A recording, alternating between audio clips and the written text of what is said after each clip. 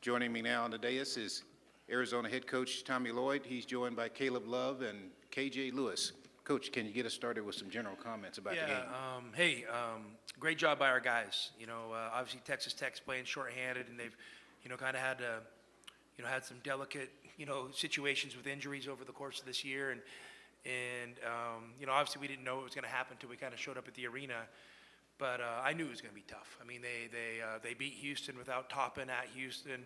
They didn't have, they didn't have the two guys, the Williams and Chance, McMillan, when they played Houston at home and played them tough. So I knew it was going to be a hard game. And our guys did a great job just finding a way. And, it wasn't easy. They were tough. They fought us every step of the way. And, they made those early threes, and then they did a really good job of just putting foul pressure on us and getting to the free throw line, and then they were great on the offensive glass. So, but all in all, I'm proud of our guys for hanging with it and making enough winning plays to come out on top. Okay, our first question will be on the second row on the left. David Smale, Field Level Media. Coach, after you guys extended the lead in the second half, they kept chipping away, and each time you responded. Just talk about the response. Yeah, I mean, that was great. I mean, these guys made some big-time plays, and I wouldn't chalk it up to much coaching. I would chalk it up to having competitive guys. They just have a knack for hanging in games. Texas Tech does, and kind of making a big three here and there, getting an offensive rebound put back, and they feel it's so timely. And our guys did a great job for the most part answering all of those. And I think they cut it to 4. I think, but late down the stretch there, so it was late. But we did a good job, kind of holding them off enough and just giving ourselves enough cushion. If we made 1 or 2 more plays, it was going to be tough for them to get over the top. Let's go to the left side here on the third row. How did you guys manage to limit Texas Tech from the three-point line for all of you? How do we what? Manage to limit Texas Tech from the three-point line. Well, we have to be attentive, and they made some early. I think they made 5 of their first 7 when I looked up there at the scoreboard. And if I'm good at math, that's 2 of their last. I don't have my glasses. 2 of their last 17, 18. I can't read it, guys. I can't tell if it's a 28 or a 25. My fault.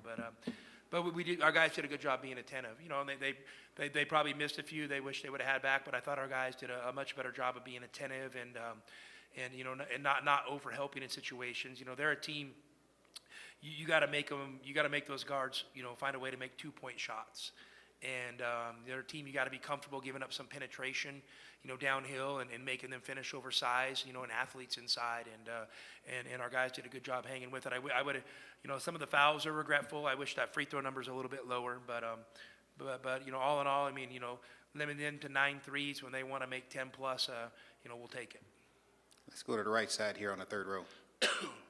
Bruce Pasco, Arizona Daily Star. Tommy, these conference tournaments a year ago, I think it seemed like maybe not playing on Saturday might be a good thing to give you some rest. Is it a lot different this year, needing momentum, or how would you? I mean, Bruce, if we're going to play a game, we're going to try to win. I mean, I'm not that smart. I'm not that smart to throw a game to think we're going to play good next Thursday or Friday. If we have Arizona on our chest and we have the dudes we have, we're playing to win. And that's how we roll. So we're not overthinking that. I mean, hey, we're gonna try to win tomorrow. We know it's going to be a heck of a challenge, but we're going to try to win tomorrow, and we're not even going to worry about the next week. Right. I just meant too that just getting momentum. How critical is that for this team? I mean, listen, we'll find out tomorrow. I mean, we could get our ass kicked tomorrow. I don't know. So we got to come out and play tomorrow. I mean, it's great coming down here and getting 2 wins against 2 really good teams. I mean, you beat Kansas in Kansas City. That says something. You beat a Texas Tech team that found a way to take second in the conference. That says something. So now, now we got the champ. We're staring down the champ, and let's see what we got. Hey, get these guys some questions. They're the ones that played their asses off. Let's go here on the second row on the left. Sorry, Coach, one more for you. Tomorrow's game, you guys specialize on offense.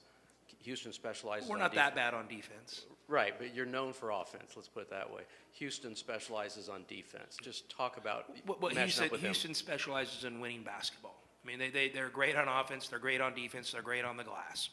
I mean, so I know if you want to drill it down and just say defense, because that's easier to understand, that's fine. But they're also great on offense.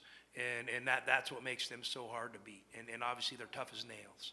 So, it's a great honor to compete against a guy like, Kelvin. And I hope, as I grow in my coaching career, and I hope I get a good stretch of competing against him, because I think it's going to make me a better coach. And, so I got a lot of respect for him and his program. Let's go to the third row on the right. Nathan Geese, Lubbock Avalanche Journal. This is for Caleb and KJ. With them not having Darian and Chance, how did that kind of change how you guys saw them from their offensive perspective? Because you've already seen them twice. How did that kind of change without those guys, and how the flow of the offense kind of had to go tonight? Obviously, it was different personnel, but, they really good players. They still had, their role players, showed up. Kevin Overton, he had 20 points. So, they stepped up. And so, our game plan didn't change as far as, who we was guarding and things like that. But we just adjusted, and, we came out on top. I mean, they're a tough group regardless of, who's out and who's playing. And there's much respect to those guys and that coaching staff. Like Coach Lloyd said, they're known for winning without, players being in the lineup, and, they played us to the end of the game, so much respect to them. And then you guys, did you change anything perspective-wise of defense, of how to crash down at JT when he got the ball in the post from previous matchups? I mean, Oh, go ahead, gang. No, go ahead. I mean, he's the Big 12 Player of the Year. So, obviously our attention was on him.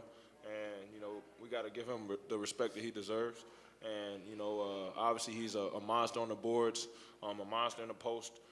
So, we had to, come in and, play as hard as we can and, to keep him off the glass and, make every shot tough for him.